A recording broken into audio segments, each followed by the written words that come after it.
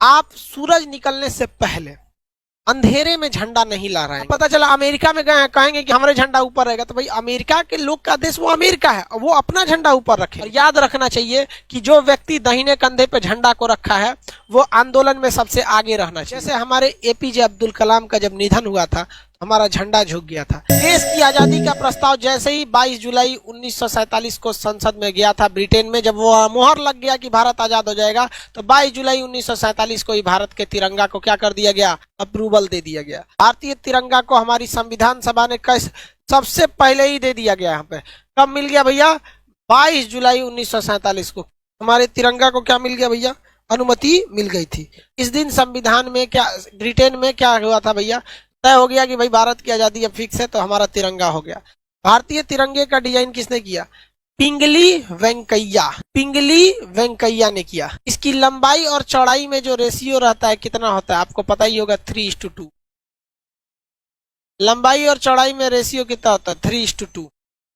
इसके बीच में अशोक चक्र है, एक नेवी ब्लू का कलर का क्या है, चक्र है, जिसमें कितनी तीलियां हैं, 24 तीलियां हैं। ये 24 तीलियां किसको दर्शाती हैं, ये 24 तीलियां हमें दर्शाती हैं कि हमें राष्ट्र निर्माण के लिए 24 घंटे अथक रूप से चलते रहना है। 24 घंटे हमारी देश का विकास होना चाहिए।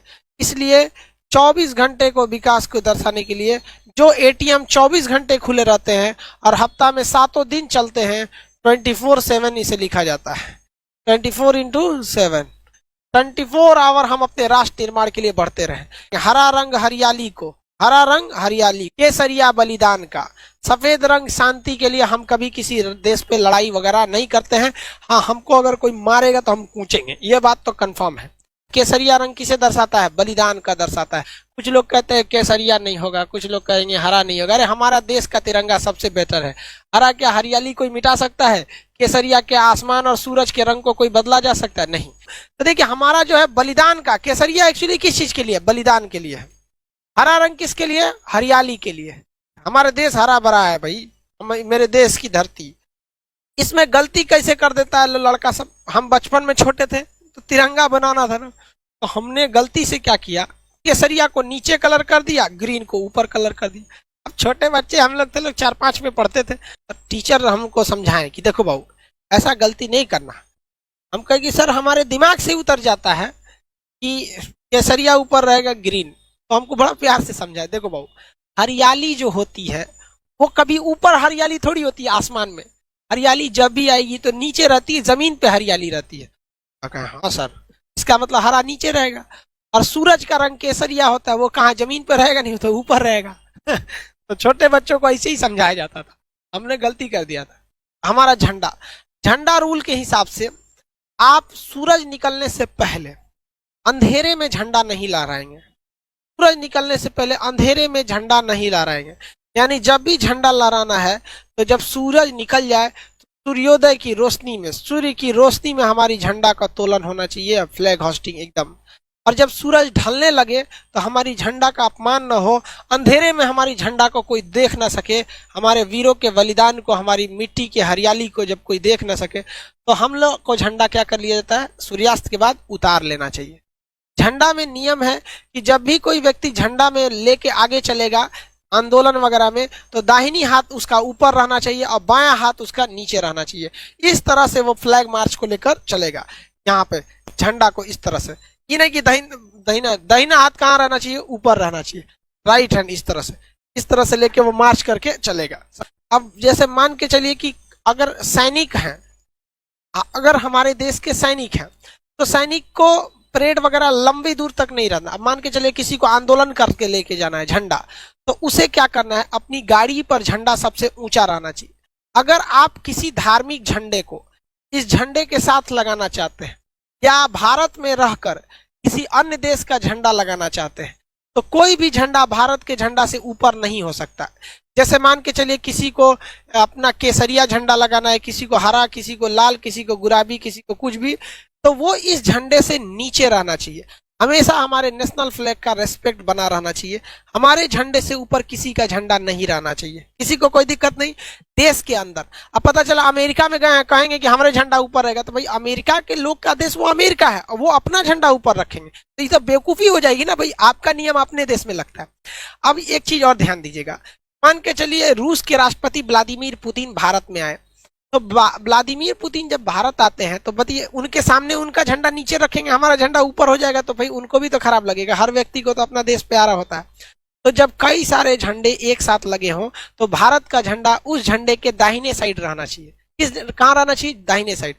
मान के चलिए रूस अभी हमारा मित्र है, तो हमारा अपने मित्र को तो हम भी निराश नहीं ना करेंगे। नेशनल भाई सबके लिए इक्वलिटी की बात है। तो जब कभी भी आप अपने देश में किसी दूसरे के झंडे को बराबरी रखते हैं, जैसे कोई भी देश, अब पाकिस्तान वालों की बात नहीं कर, भारत वाले, रूस वगैरह की बात, तो हमें क्या करना है? उसको राइट साइड में रखना है। अपने झंडे को कहाँ रखना है? राइट साइड में। अगर कोई आंदोलन या जैसे किसान आंदोलन चल रहा है तो किसी को अगर उसमें तिरंगा लेके जाना है और अगर दाहिनी हाथ से उठा के ऐसे थक गया है, बेचारा कितना दूर ले जाएगा? सैनिक तो है नहीं, आम आदमी सैनिक की तो नहीं रहता है, तो उसे अपने दाहिने कंधे पे क्या करना है? झंडे को ऐसे रखना है, दाहिने कंधे पे झंडे को रख के लेके चलना है। और याद रखना चाहिए कि जो व्यक्ति दाहिने कंधे पे झंडा को रखा है वो आंदोलन में सबसे आगे रहना चाहिए। आंदोलन में क्या रहना चाहिए? सबसे आगे रहना चाहिए। और झंडा कभी भी जमीन से टच नहीं होना चाहिए, इससे हमारे झंडे की क्या हो जाएगी? बेइज्जती होगी। तो झंडा ऐसे तो उसे दाहिना हाथ रख के झंडा को हमेशा ऊपर लेके रखना है, लेकिन जब कभी भी थक जाएगा तो उसे कहाँ रखना है? अपने दाहिने कंधे पे लेके। और आंदोलन मार्च में वो सबसे आगे रहना चाहिए। ये नहीं तो इस तरह से बहुत ज्यादा झंडे का अपमान एकदम सरासर गलत है। अरे भाई जो देश प्रेम नहीं कर सका उसको खुद को सुसाइड करके मर जाना चाहिए। क्योंकि यार एक जानवर को भी अपने खूंटा से बहुत प्रेम होता है, जहां उसे बांधा जाता है ना उसे वो बहुत प्रेम करता है, वहां उसे गंदा नहीं करता है। और कैसे लोग हमारे देश को लोग उल्टा सीधा बोल देते हैं। हम अपने झंडे का देखिए, एक जाने अनजाने में कभी हो गया, जैसे कभी हम 26 जनवरी को आप देखेंगे सड़क पे कभी कोई तिरंगा गिर गया है तो कोई जानबूझ के नहीं फेंका होगा, जाने अनजाने में उसे गिर गया होगा, तो आप कम से कम उसे उठा लीजिए।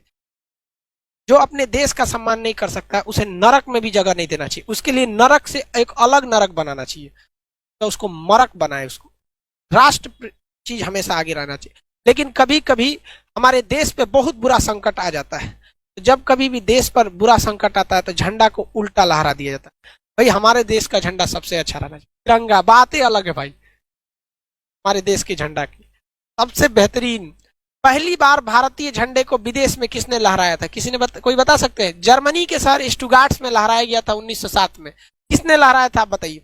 अंतर्राष्ट्रीय सम्मेलन में हमारा तिरंगा सबसे पहले किसने लहराया? मैडम भीखाजी कामा। एक सैल्यूट उस वीर महिला के लिए, भारतीय स्वतंत्रता की जननी कहा जाता है मैडम भीखाजी कामा को। तिरंगा झंडा लहरा दिया। तो 1907 में जब हम गुलाम थे तब लोगों ने देखा कि भाई ये किसका झंडा है, तब पता चला कि भैया ये देश भारत का ये क्या है? झंडा है। अब देखिए झंडा के साथ दो कंडीशन, ये जो झंडा ऐसे सीधा है, अगर हम इसे ऐसे कर देंगे झंडा को, तो टेबल कुर्सी पे जब झंडा रहता है तो दो झंडे ऐसे रह जाए तो कोई दिक्कत नहीं है, दो झंडे अगर तिरछा हो जाए तो कोई प्रॉब्लम नहीं है। जैसे ये देखिए, अभी कोई दिक्कत नहीं, अभी कोई दिक्कत नहीं है, अभी कोई दिक्कत नहीं। लेकिन अगर हमारे राष्ट्रीय स्मारक जैसे सुप्रीम कोर्ट, राष्ट्रपति भवन, इस सब पे अगर जो झंडा सीधा लगता है वहां का झंडा तिरछा नहीं होना चाहिए। जैसे राष्ट्रपति भवन का झंडा है, अगर इस झंडे को इस तरह से झुका दिया गया तो समझ जाइएगा कि देश का बहुत बड़ा क्षति हुआ। राष्ट्रीय शोक अगर होता है, दुख दर्शाया जाता है कि ऐसा दुख जो पूरे देश को लगा है, तो उसमें राष्ट्रीय झंडा झुकना चाहिए। जैसे हमारे एपीजे अब्दुल कलाम का जब निधन हुआ था तो हमारा झंडा झुक गया था। हमारे पूर्व प्रधानमंत्री अटल बिहारी वाजपेयी जी का जब निधन हुआ था तो हमारा झंडे को क्या किया गया था? झुका दिया गया था। तो जब देश को एक अभूतपूर्व एक बहुत बड़ी क्षति हो जाती है, कोई बहुत बड़ा देशभक्त या बहुत बड़े व्यक्ति की जब निधन हो जाती है, तो राष्ट्रीय शोक मनाने के लिए, ये दिखाने के लिए कि हमारा पूरा देश आज शोक में डूबा हुआ है, हम अपने झंडे को क्या करते हैं? झुका देते हैं। अब एक होता है उल्टा झंडा। उल्टा झंडा का मतलब ऐसे नहीं होता है कि लकड़ियां ऊपर कर देंगे, ये उल्टा झंडा नहीं है। उल्टा झंडा का सेंस क्या होता है कि केसरिया कहाँ हो जाएगा? नीचे। केसरिया कहाँ हो जाएगा? नीचे। और ग्रीन वाला कहाँ हो जाएगा? ऊपर। उल्टा झंडा का मतलब होता है कि हमारे राष्ट्रीय शोक है, मतलब कोई विकट परिस्थिति आ गई, भयानक भूकंप आ गया हो, भयानक कोरोना कंट्रोल के बाहर हो गया है, त्राहिमाम त्राहिमाम हो गया है, कोई बहुत बड़ा जल सैलाब आ गया है, बहुत भूकंप टाइप का कुछ या सुनामी टाइप का कुछ आ गया, राष्ट्रीय संकट आ गया है, तो अब हम अपने झंडे को क्या करते हैं, उल्टा कर देते हैं।